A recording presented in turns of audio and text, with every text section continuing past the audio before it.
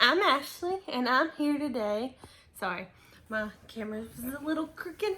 I'm here today to talk to you about why you should read the Diviners series by Libba Bray.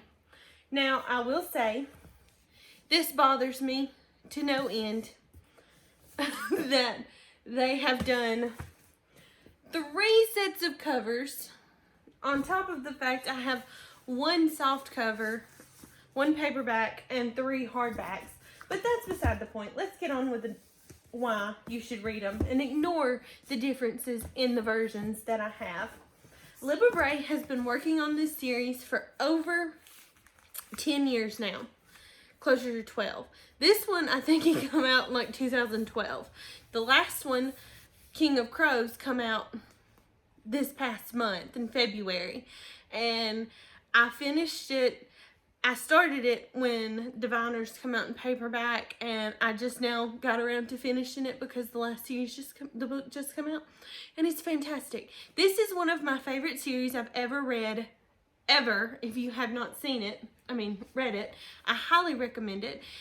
Libba Bray wanted to write an American ghost story, and she set this during the 1920s, before World War II. I believe it was after World War I, and the Diviners is set based on Evie. She gets herself into some trouble with her neighborhood in Ohio, gets sent to New York to live with her uncle, and becomes famous. It's how I would describe this series is X-Men with historical fiction. If you like X-Men, recommend it. If you like the 1920s, if you like The Great Gatsby, recommend it. If you like quirky sayings like Jake and one of the characters calls Evie Vamp Baby, and just swell. Like, she went so into detail setting this in the 1920s with the language they used, the style of dress they wore, and it's of course during the Prohibition, but that doesn't stop them from drinking. Will is Evie's uncle. He runs a museum. That's where she goes and stays in New York. And she has a best friend named Mabel. Mabel is a prominent character in all 4 of the books. I love everything about this series. From this one, who is about Evie, to this one about Henry and Ling, who walks in dreams. People start falling to the sleep sickness where they fall asleep and can't wake up. It follows them after they have to find out how to cure people from the sleeping sickness because they walk in dreams. Fantastic.